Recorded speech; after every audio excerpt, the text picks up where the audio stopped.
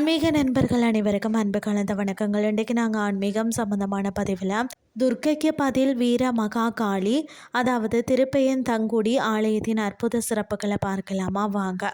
நாகப்பட்டினம் மாவட்டத்தில் அமைந்துள்ள புகழ்பெற்ற திருப்பையன் தங்குடி அருள்மிக திருப்பயற்றுநாதர் ஆலயத்தில் மிகவும் சக்தி வாய்ந்த தெய்வமாக திகழ்கிறார் அருள்மிகு வீர மகா காளி. இந்த சந்நிதியின் தனித்துவமான சிறப்புகளை பற்றி தான் நாம் இன்றைக்கு பார்க்க போகிறோம். துர்க்கைக்கு பதில் வீர மகா காளி. பொதுவாக சிவாலயங்களின் கருவறை கோஷ்டத்தில் வடக்கு நோக்கி துர்க்கை அம்மன் வீற்றிருப்பார். ஆனால் இந்த தலத்தில் துர்க்கைக்கு பதிலாக வீர மகா காளி தனி சந்நிதியில் அருள் பாலிக்கிறார். இது இந்த கோயிலின் மிக முக்கியமான சிறப்பம்சமாகும். அடுத்தது அன்னையின் திருவுருவம்.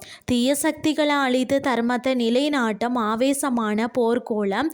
அதே சமயம் தன்னை நாடி வரக்கூடிய பக்தர்களுக்கு கருணை காட்டும் தாயாக காட்சி அளிக்கிறார் இந்த வீர மகா காளி. வழிபாட்டு பலன்களை பொறுத்த வரைக்கும் கண் திருஷ்டி நீங்கணும்னா தீய கண்ணீர், பொறாமை மற்றது எதிரி தொல்லைகளால் அவதிப்படுறவங்களுக்கு பார்த்தீங்கன்னா இவரே சிறந்த அரணனே சொல்லப்படுகிறது. மனப்பயம் மற்றது செய்வினை போன்ற எதிர்மறை ஆற்றல்களில் இருந்து விடுபடணும்னு சொன்னாலும் இவரை வழிபடுவது சிறந்த பரிகாரமா.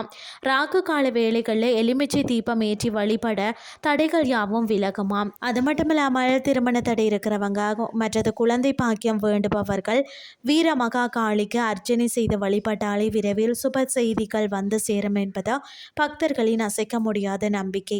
அமாவாசை மற்றது பௌர்ணமி நாட்களில் தான் அன்னைக்கு நடைபெறக்கூடிய சிறப்பு அபிஷேக ஆராதனைகளில் கலந்து கொள்வது மிகுந்த புண்ணியத்தை தரும். திருப்பயற்றுநாதர் ஆலயத்திற்கு செல்லும் அன்பர்கள் மூலவரை தரிசித்ததுக்கு பிறகு நம்மளுடைய வாழ்க்கையின் தடைகளை நீக்கி பாதுகாக்கும் இந்த வீர மகா காளியை தவறாமல் வழிபட்டு அருள் பெறுங்கள் என்று சொல்லி கூறிக்கொண்டு இன்றைய ஆன்மீகம் சார்ந்த பதிவை நிறைவு செய்து கொள்கிறேன். இதே மாதிரி மற்றொரு ஆன்மீகம் சார்ந்த பதிவோடு உங்களை சந்திக்கிறேன். நன்றி.